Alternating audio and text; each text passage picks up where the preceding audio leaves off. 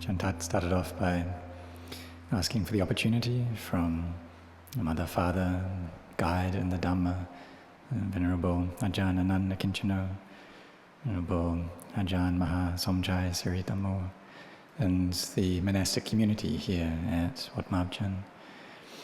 He extended his greetings to all of the laity, those joining us online from overseas, those here at the monastery.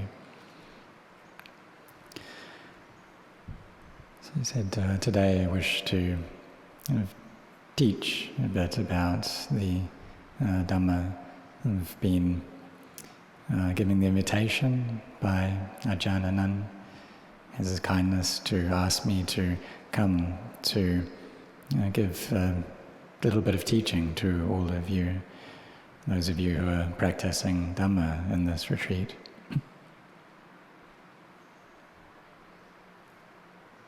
So you've been practicing for a period of time already, and there aren't too many days left.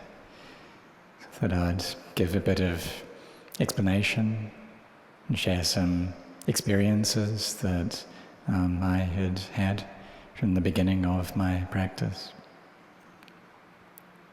So when I was training in mindfulness, and so these are techniques that we can try out. You can try to put them into practice. When I first came here to ordain, I was very close. Very lucky because I had the opportunity to be close to my teacher. And really we all have that opportunity, that he has the kindness to teach all of us. And so during the first period I was here, he asked me to attend to him. So it was an opportunity to receive teachings from him about many different kinds of things. But these teachings, they don't give us benefit if we don't follow them, if we don't put them into practice. But if we do, then they give us results. And so you can listen to these experiences that I've had in case they may help you in your path of practice. They may give you some benefit as well. So when I was attending to Lumpur Anan and beginning my meditation practice as well, and it probably is not too different from all of you listening, whether you've just started practicing, whether you've been practicing for a long time already, and you've found out about these teachings, been listening to teachings of various great teachers, so like Venerable Ajahn Mun, for example, or some of his disciples. And so they teach, in order to make the mind peaceful, we watch the breath and recite Buddho along with that. And I tried that out, but I saw that it was really quite a difficult thing to do. Even though I had ordained, but I sat and tried to watch the breath, and the in-breath Bud, the out-breath Do, and tried to do that for maybe 5 minutes, 10 minutes, 30 minutes. But after just a little bit of time, if I wasn't going to lie to myself, then I saw that there were so many thoughts going on. And the mind was really thinking here and there and creating all kinds of things. And I was doing this without stop. To the point where sometimes I just opened up my eyes and thought, okay, this is enough now. I need to get up and do some walking. So I tried this out and was trying it for a while. But I saw that it's the nature of that is trying to make the mind peaceful, but it was thinking like this. And sometimes the mind could come into peace and there was not much thought that was going on. But in other days it was so scattered. And I wondered, well, why is it like this? And one day I was with Lumpur Anan, and he recommended that I change the meditation word that I was using. And he gave me a reason as well. He said that in this day and age, there's so many things that we meet with, so many things we've met with already. And we think about so much. We also speak with people, and if we talk about the Dhamma, it's still proliferating. And if we talk about something which is useless, then there's even more proliferation. So he said that really Buddha is the best word to use, but for people in this day and age, it's hard to just stick with that. So try changing it out. And I asked him, well, what should I change it to? And he said, try out praising the triple gem. And so you've all probably chanted this before, heard this before. Itipiso and Swakato, Supatipanno, so the praise of the Buddha, the Dhamma, the Sangha. And the first time that I chanted through that, I thought, wow, this is such a long chant, it takes so long to do this. And Buddha, it's far easier. But really, if we listen to the advice of a good teacher, it's not a waste. So we should really try that out. And what's important is that, well, they give us this advice, but we have the faith to take that advice and put it into practice as well. But whether we do that or not, it depends upon ourselves, that we have the choice. We can choose, do I do this, do I not do this? But if we really try it out, if we have that faith like I did, then it's that advice that our teacher gives us. It's not going to lead us over the edge of a cliff, or it's not going to lead us to fall down a well. It's not going to be dangerous for us. So we should give it a go. And so I figured, well, I've ordained already, and so I have the time to do this. So I'll try it out. I'll give this a good shot. And so the next day, when I woke up, and then I started chanting this Itipiso chant, and went through it. And in the beginning, I thought, wow, yeah, I've got this chant in my mind all day, but there's still so many thoughts going on. There's still this proliferation happening. But at this point, you need to endure with it. If I'm going to give an example, it's kind of like we're just started off exercising, and we start working out the body, then at the beginning it's really tiring, and we have to push through that, we have to endure with it. But I had faith in my teacher, so I thought, okay, I'll carry on chanting this. So I chanted through the praise of the Buddha, the Dhamma, the Sangha. And as I was doing that, I thought, oh, okay, I can do this. Just carry on chanting. Just carry on going with it. And even if the mind is trying to think about other things, I'll just endure with that. Carry on chanting.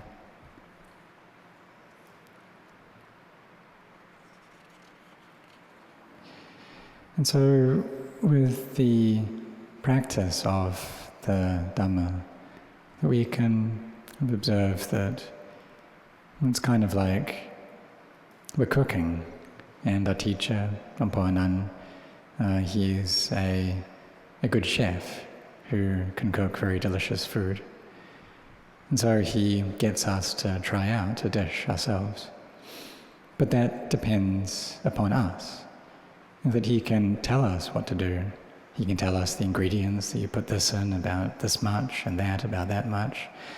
But we have to do that. We have to really observe that process and try it out ourselves, to be sincere in it. And as we carry on doing it, then we will experience the results of that the food we're cooking will get better and better. That's just like our hearts become better. The thinking reduces. And so as I carried on chanting this throughout the days, throughout the months, carried on going with it. And then I observed that I was able to do it. And the chanting that I did could increase a bit.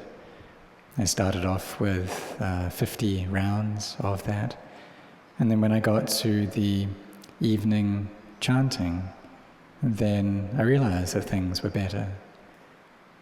So when you try this out, that's a good point for you to try to observe whether or what results it's giving you. That when you come to your formal meditation practice, is it going to improve? Are things better or not? So for me, I looked and I saw that the thinking was a lot less. It was still there, but it was less. And I thought, okay, this works. This is something that I can use. It's giving me results. This chanting through the praise of the Buddha, Dhamma, Sangha, which meant that there was this chanda, so this wholesome desire to do it. Because I could see how, having tried it out already, that I'd gotten results from it. So I decided then, right, well, I'll chant at least 108 times throughout the praise of the Buddha, the Dhamma, and the Sangha. And so I carried on chanting that. When I woke up, I started chanting. And there's a little bit of advice I wish to give here. Which is if you try to do this, then in the beginning, what people find is that when someone comes to talk with us, then it can be quite easy to feel annoyed by that. But we have to understand that they don't understand, they don't know what we're doing. And it's okay to just put down that chant for a little bit, talk. And through that, our peace, it's not going to drop a huge amount. And then when we're done with the conversation, we just pick up the chant again. So having been able to go through that 108 times each day, I saw clearly that when I came to the evening chanting, that the mind was a lot less distracted than it was. In the beginning, there was all different kinds of thoughts going on. And when I was doing the chanting, my mind wasn't really with the chanting. You can see with you that perhaps you read the book or you've memorized the chanting, but oftentimes the mindfulness isn't really there. The mind's off thinking about all different kinds of things. But having gone through the Sitipiso chant throughout the day, then when coming to the evening chanting, I really got this feeling that, wow, the Buddha's amazing. And my heart really opened up to that. And so I could see clearly how the distractedness and the thoughts, they reduced and even disappeared at some points. This gave me great encouragement. And so that Rains Retreat period, I decided to not speak for 3 months. And then this gave me the chance to be just chanting this recollection of the Buddha, the Dhamma, the Sangha. Because I could see clearly that, this advice that I've been given by my teacher, this is something that I really can do and something that really does give me results. But it's something that we need to put in the causes for that first in order to get the results. And that cause is continuous mindfulness. And this will allow our peace to grow and grow, allow for the heart to become brighter, become more joyful.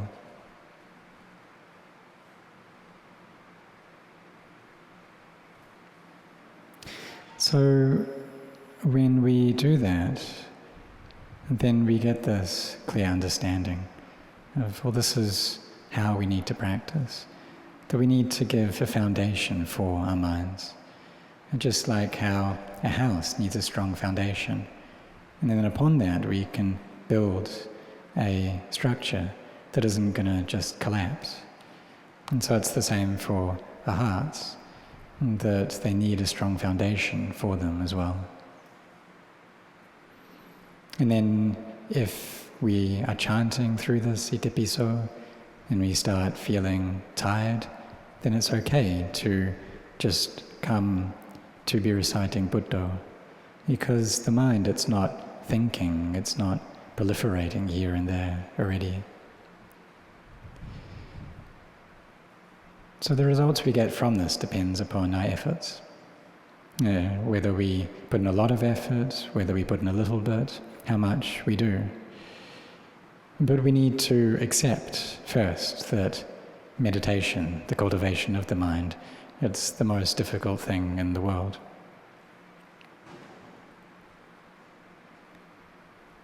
But we have this advice that we've been given by teachers. And so like chanting, for example, that if we want for the heart to come to peace, then if we practice like this, then we'll be able to do it. And as we do it, and we gain that realization that we can do it, then we feel that this is something that isn't so hard. It's something that I'm able to do because we've received the results from it already. And then we get the encouragement to do more. And our mindfulness starts becoming more continuous.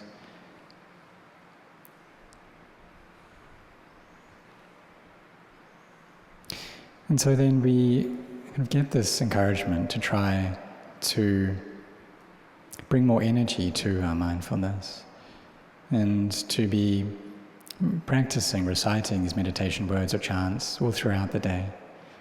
Because that mindfulness has become better. And we see how, well, through that mindfulness, a way that we can observe with clarity what results that is giving us is when we return to the things that we were with before.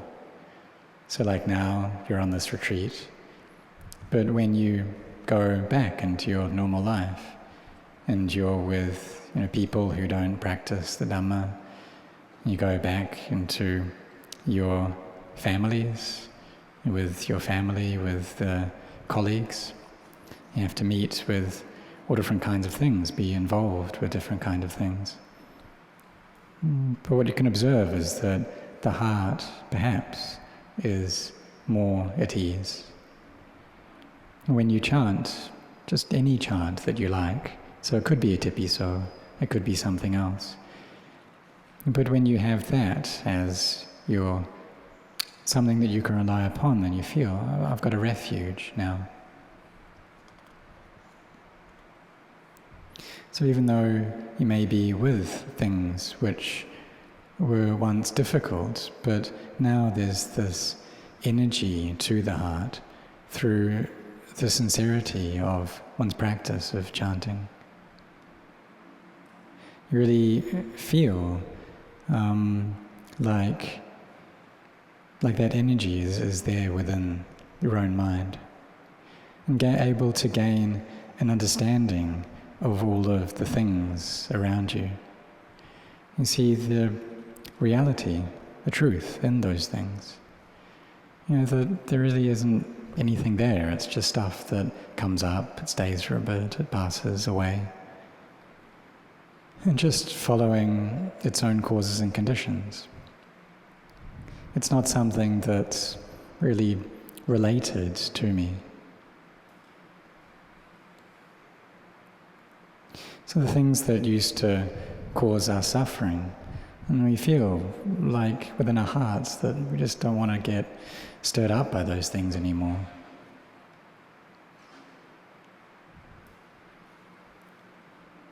And we think, well, what's the point? What's the point of getting all involved in this stuff anymore? Before we may have thought, well, why is this person like this and why is that person like that, why they're acting in this way. But reality is that it's just nature for things to be that way.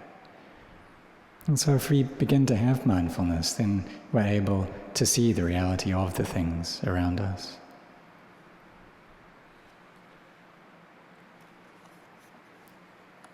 So we can see how these are just natural, normal things. It's like if you came to Thailand and you came to visit the seaside area of Bangsang, and you came and you thought, well, why is it like this? Why are the chairs set out like this? Why is the water like this? Why does it have waves like this? And if you did that, then you'd just be suffering. But if you get energy to your mindfulness, this can help you to see that it's just nature, that these things are just following their own natural course, that it's been like this for a long time already, that I'm not able to change it, because this is just its nature. This is something that I just can't change. But the thing that I can change is my own heart.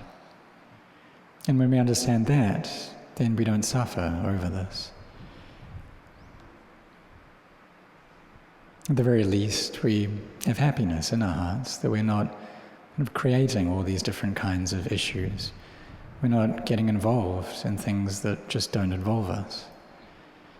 Because we see that those things, they just follow their own natural course.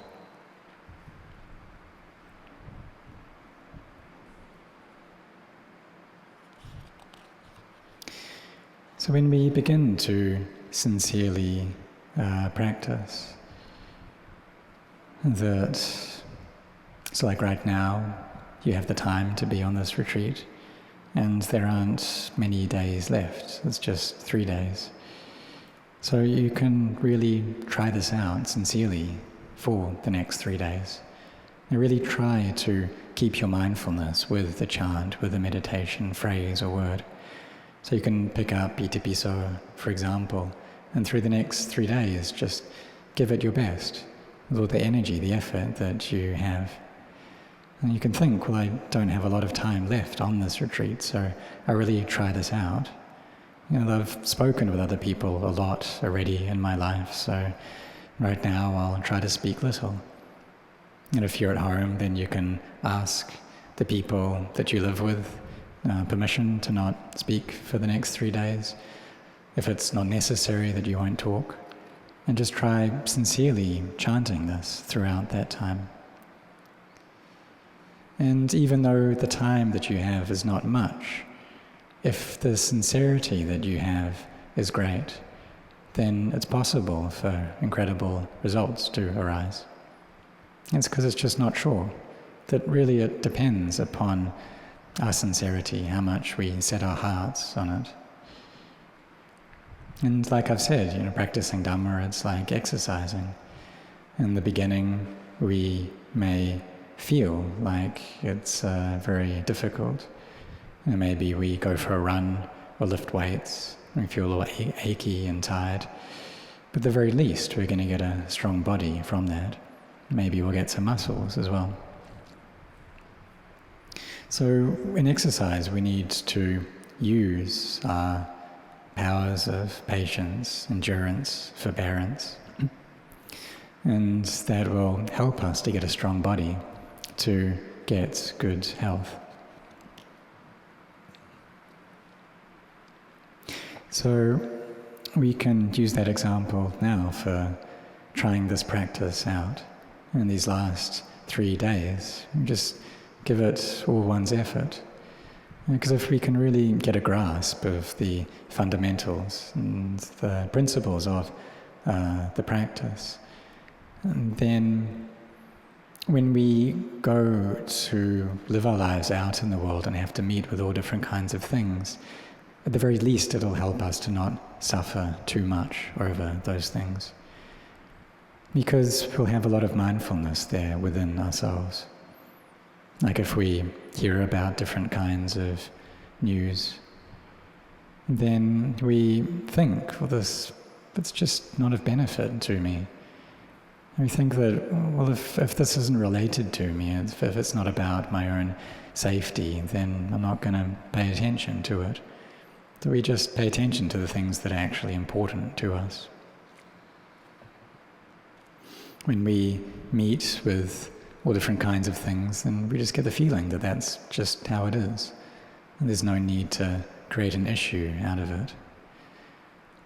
Or if we hear about some news that maybe we feel like we're going to get sad about it, then we can contemplate that, well, this being has the karma to be like this, to experience this.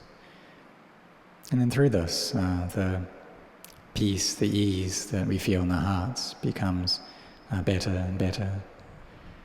Or maybe we meet with people that we really, really don't like. And before there could be a lot of anger towards them. But now we feel like when the heart has energy and has power to it, then we feel it's easier to forgive them. And maybe initially that we felt like we really don't like this person. You just see their face and you think, oh, I'm just really annoyed by this person, I don't like them. But when we start having mindfulness, then we can forgive them more easily. And we start thinking to ourselves, well, what's the point in hating? That this person's a person just like me. They need to suffer the same suffering that I. So what's the point in hating them? Why do it? Maybe they've acted in ways that aren't nice towards us, but still we train ourselves to forgive them all the same. And when we're able to do that, then we feel an ease within our hearts, that we're not suffering about all the people that we meet with in this world. And then our lives just become easier.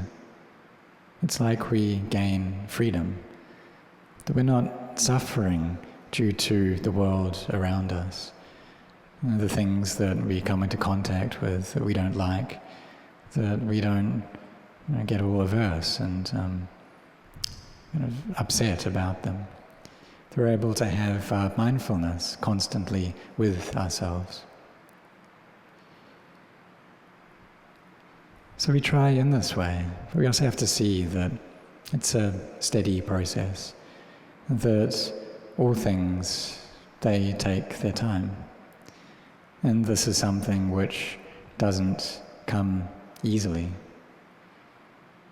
That anything, if we're going to succeed in that, it's going to take some effort to succeed. And that's even more so for the highest thing, which is this peace of mind, the abandoning of greed, hatred and delusion. It's not just a walk in the park, it's not just something really easy.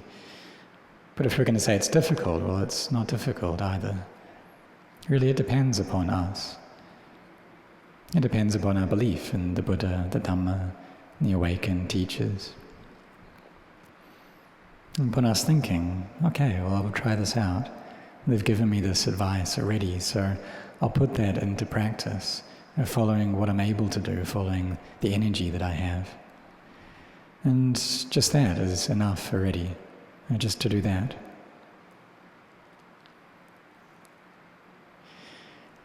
And so may you really have faith in practicing in that way, and have faith and also practice. Because sometimes we feel that, well, I've done so much already, but I'm just not getting much out of this. But what you need to understand is that when we begin to practice the Dhamma, that sometimes it gives us the results that we want and sometimes not. And for myself, when I first came to practice, that I was told that I shouldn't expect to get results, that it's just normal that sometimes there will be peace and sometimes there won't be peace, but it's my duty to just put in the causes, having faith already, and just do it. Just do those causes and the results will come up by themselves. That there's no need to expect, no need to want things, because it'll follow its natural course. And when we train and practice, then the results will come up by themselves. Just like how a tree, when we put in the causes, then it grows by itself.